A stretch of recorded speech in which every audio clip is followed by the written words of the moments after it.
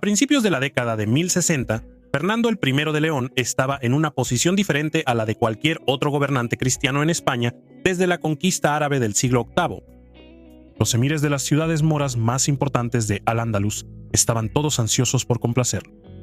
El emir de Sevilla, Al-Mu'tadid, junto con su considerable pago de tributo anual, incluso prometió darle a Fernando las reliquias de uno de los patronos más antiguos de la Iberia cristiana, San Isidoro. En 1063, Fernando envió al obispo Albito de León y al conde Munio Muñoz al frente de una compañía de caballeros a Sevilla, donde el emir los recibió amablemente. La historia silense dice que antes de entregar el ataúd que contenía al santo a los cristianos, Al-Mu'tadid echó un paño brocado sobre él y suspiró: «Ahora te vas de aquí, venerado Isidoro. Bien sabes cuánto de tu fama era mía». Fernando hizo que el cuerpo del santo fuera enterrado en una nueva iglesia en León, construida a petición de la reina Sancha. Esta iglesia sería un mausoleo para la familia real. Fue en medio de esta atmósfera triunfante de la corte leonesa que el joven Rodrigo Díaz, el Cid, alcanzó la mayoría de edad. Durante estos años, Rodrigo fue armado caballero por el propio príncipe Sancho y comenzó a distinguirse en hazañas de armas. Se sabe que Rodrigo derrotó a un caballero navarro llamado Jimeno Garcés en combate singular y mató a un guerrero sarraceno de Medina Kelly. Pero en 1063 Rodrigo haría su debut en una campaña importante. En la primavera de ese año, Ramiro I, rey de Aragón, atacó las tierras de Al-Muqtadir, el gobernante moro de Zaragoza.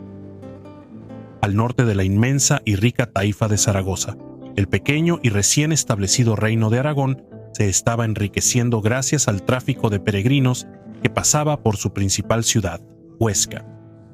Desde hace algún tiempo, el rey Ramiro había estado observando los ricos territorios zaragozanos en el valle del río Ebro como un objetivo natural de expansión. Sin embargo, Zaragoza pagaba tributo al rey Fernando de León, así que cuando Ramiro atacó y conquistó la ciudad de Graus, Al-Muqtadir pidió ayuda a su señor leonés. Fernando no estaba nada cómodo con las intenciones de Ramiro sobre Zaragoza. No solo obtenía un buen tributo de la taifa mora, sino que también la consideraba para una futura expansión leonesa. Así, el rey encargó a su hijo Sancho el Fuerte que marchara en auxilio de Zaragoza. Reuniendo una fuerza castellana que incluía a Rodrigo Díaz, el príncipe Sancho marchó hacia Graus en mayo de 1063. Allí, los castellanos lucharon contra los aragoneses, y el propio rey Ramiro murió en el enfrentamiento. Los aragoneses se retiraron, y Sancho, con el Cid a su lado, regresó triunfante a la corte de su padre. Las fuentes ofrecen pocos detalles sobre el desarrollo de la batalla, pero es probable que Rodrigo se haya destacado durante la campaña, ya que su fama pronto aumentaría considerablemente. La batalla de Graus revela la compleja política de la época. Un príncipe castellano derrotó a los aragoneses cristianos mientras defendía el territorio de un tributario musulmán. Pero estos enfrentamientos eran típicos de la época, ya que los reinos cristianos emergentes competían entre sí para dominar y extraer tributo de los ricos estados musulmanes.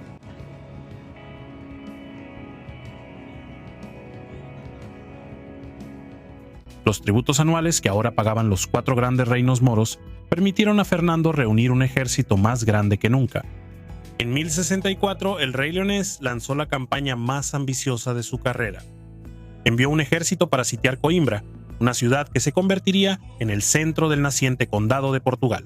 Los cristianos colocaron arietes alrededor de las murallas de Coimbra. Las campañas de Fernando el año anterior habían debilitado seriamente la capacidad de las potencias moras vecinas para responder. Finalmente, los defensores se rindieron y Coimbra pasó a manos de Fernando. Ahora gobernaba aproximadamente 2/5 partes del norte de Portugal. Su dominio se expandió más allá de lo que sus antepasados podrían haber imaginado. En 1065, Fernando invadió la taifa de Valencia. Después de derrotar al emir de Valencia a finales de otoño, Fernando parecía estar a punto de tomar la ciudad, cuando cayó gravemente enfermo. El viejo rey regresó rápidamente a León, donde comenzó a prepararse para la muerte. Esa Navidad, Fernando colocó su corona y manto en el altar de San Isidoro, encomendándose a Dios. Murió 2 días después, siendo el primero de los grandes reyes reconquistadores de España, cuyo reinado fue uno de los más decisivos en la historia de la península ibérica. A pesar de las glorias del reinado de Fernando, su testamento final sembraría las semillas de la discordia. Ignorando las antiguas tradiciones de León, Fernando dividió su reino entre sus hijos. A su hijo mayor, Sancho, le dio Castilla, mientras que a su segundo hijo, Alfonso, le correspondió León. García, su hijo menor, gobernaría Galicia y la región recién conquistada de Portugal. A su primogénita, su hija Urraca, le dio la ciudad de Zamora, y su hija Elvira recibió Toro. Fernando, quien era un padre orgulloso, deseaba que todos sus hijos tuvieran una buena herencia. Insistió en que sus hijos respetaran su voluntad y vivieran en paz entre ellos, porque sabía bien por sus propias disputas con sus hermanos lo difícil que era para los hijos de un rey compartir su herencia. Aunque estuvieron de acuerdo en cumplir los deseos de su padre, al final Sancho, Alfonso y García demostrarían ser incapaces de mantener el amor fraternal entre ellos, que su padre tanto había deseado ver en ellos. No mucho después de haber enterrado a su padre y rezado en su tumba, comenzaron una feroz guerra civil que amenazaría con destruir todo lo que su padre había construido con tanto esfuerzo. Ahora, como rey de Castilla, Sancho elevó a su leal seguidor Rodrigo a una posición muy prestigiosa, nombrándolo alférez, comandante de los ejércitos reales. En esencia, el Cid había sido nombrado la mano derecha del rey. Esta era una posición sumamente honorable, pero también exigente, poniendo a Rodrigo a cargo de reclutar, entrenar y mantener el orden entre los guerreros del rey. La destreza marcial por sí sola no era suficiente para que un hombre tuviera éxito en este papel. También debía ser un administrador talentoso. Debía tener el ojo de un experto para evaluar armas y caballos, y debía ser capaz de gestionar el pago de las tropas y la distribución del botín. Debía estar preparado para actuar como el principal asesor militar del rey, y debía ser un comandante de campo de primera clase. Sin duda, Rodrigo había demostrado habilidades sobresalientes en una variedad de áreas para obtener tal nombramiento. Algunos historiadores creen que fue durante este periodo cuando Rodrigo obtuvo su primer apodo, el que se le conocía antes de ser llamado el Cid Campeador. Remontándose a la época tardía romana, el título esencialmente se traduce como maestro del campo de batalla. En un ejército romano del siglo IV o V, el término se usaba para describir a un instructor de entrenamiento de regimiento.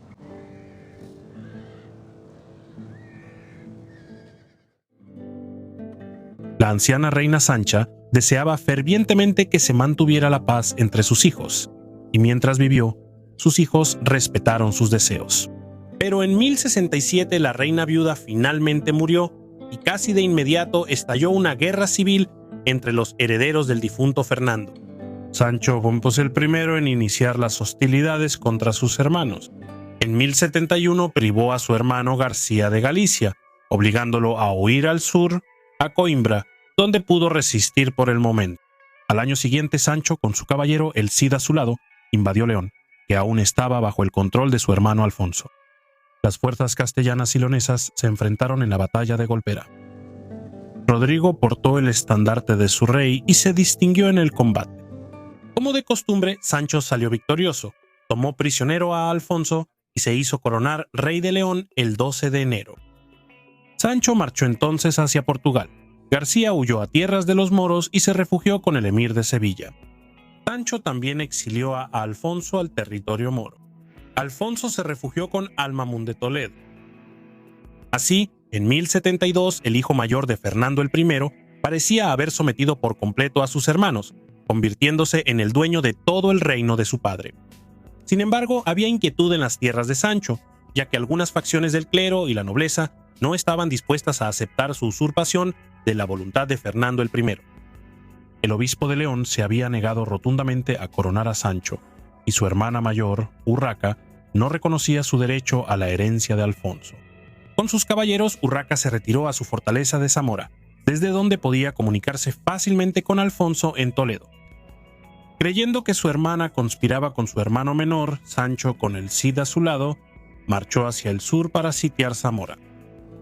Aquí también, Rodrigo luchó bien por su rey, pero durante el transcurso de las operaciones, un asesino desconocido asesinó a Sancho frente a los muros de la fortaleza el 6 de octubre de 1072. De repente, todo cambió. Alfonso regresó triunfante para reclamar León y Castilla también, ya que Sancho había muerto sin hijos. Indudablemente, Alfonso se benefició enormemente de la repentina muerte de su hermano. Esto probablemente despertó muchas sospechas en ese momento, especialmente en Rodrigo y otros miembros del círculo cercano de Sancho. ¿Había estado Alfonso detrás del asesinato de su hermano mayor? ¿Había ordenado el asesinato o había estado involucrado de alguna manera menos directa? En ese momento nadie pudo vincular de manera concluyente a Alfonso con la muerte de Sancho, y lo mismo sigue siendo cierto hasta el día de hoy. La identidad del asesino de Sancho es desconocida para los historiadores, y solo podemos especular sobre quién pudo haber sido el asesino y cuáles pudieron haber sido sus motivos. Aunque Alfonso ganó mucho con la muerte de su hermano, ese hecho por sí solo no prueba su culpabilidad. Pero la sombra de sospecha sobre Alfonso nunca se ha disipado y probablemente nunca se disipará. Durante mucho tiempo también se han planteado preguntas sobre la implicación de la princesa Urraca, pero la verdad es que tampoco podemos vincularla con el crimen. Debido a que Alfonso y Urraca a menudo actuaban juntos, la princesa ha sido acusada durante mucho tiempo de tramar un complot con Alfonso. Con el tiempo, esta versión se ha desarrollado junto con la leyenda del propio El Cid. Para el siglo XIII, los poetas cantaban sobre Rodrigo exigiendo públicamente que Alfonso jurara sobre los evangelios que era inocente de la muerte de Sancho. Esta famosa y poderosa escena es una de las imágenes más memorables y reconocibles de El Cid, el caballero leal que exige justicia por su maestro caído. A pesar del atractivo de la historia, está completamente ausente de nuestras fuentes más antiguas y tiene todas las señales de ser una leyenda posterior. De hecho, nuestra principal fuente sobre la vida de El Cid, la Historia Roderici, ni siquiera insinúa que Alfonso pudiera haber tenido algo que ver con el asesinato de Sancho. Solo se puede especular sobre las emociones que sintió el joven Rodrigo después de esta impactante serie de acontecimientos. Rodrigo había crecido junto a Sancho y le había sido completamente leal. Ahora, Sancho estaba muerto y el hombre que había llegado al poder en su lugar estaba bajo sospecha. Quizá Rodrigo, como la mano derecha de Sancho, no podía esperar ningún lugar en la nueva administración de Alfonso. Y sin embargo, la Historia Roderici dice lo siguiente. Después de la muerte del señor de Rodrigo, el rey Sancho, quien lo había mantenido y lo había amado mucho, el rey Alfonso lo recibió con honor como su vasallo y lo mantuvo en su séquito con un afecto muy respetuoso. De hecho, Rodrigo parece haber pasado fácilmente al servicio del rey Alfonso. Quizás Rodrigo sí albergaba sospechas, pero no estaba en posición de rechazar su servicio al nuevo hombre en el trono. Alfonso, por su parte, no tenía ningún interés en alejar a los caballeros que habían seguido a su hermano. Necesitaba fomentar la armonía entre León y Castilla para poder gobernar con éxito ambos reinos. Pero aunque Rodrigo se ganó un lugar entre el séquito militar de Alfonso, no podía esperar conservar el puesto de armígero. Alfonso reserva esos altos honores para su propio círculo íntimo, y ciertamente no habría puesto a uno de los principales compañeros de su hermano en un cargo tan importante. Sancho fue enterrado de acuerdo con sus deseos en el monasterio de Oña, en Castilla. Rodrigo seguramente estuvo entre los hombres que acompañaron el cuerpo del rey, caído hasta su lugar de descanso final. El nuevo monarca fue coronado como Alfonso VI, rey de León y Castilla. Estaba destinado a ser uno de los gobernantes más célebres de España. Con Sancho muerto, García pensó que era seguro regresar a Portugal. Fue invitado por Alfonso y Urraca a una conferencia en 1073. Cuando García llegó, sus hermanos mayores lo capturaron y lo confinaron en el Castillo de Luna, en el norte de León. En este punto, Alfonso el VI, el hijo del medio de Fernando el I, se movió rápidamente para restaurar la supremacía hegemónica de León y Castilla, como existía cuando murió su padre. Tanto la nobleza como el clero acogieron al nuevo rey. Zaragoza ofreció tributo al nuevo rey y para 1074 Alfonso el VI ya había recuperado el estatus tributario de Al-Mamún, el emir de Toledo. Ese verano, Alfonso, acompañado por tropas de la taifa de Toledo, lanzó una campaña masiva contra la Granada Mora, que también fue convertida en tributaria de León.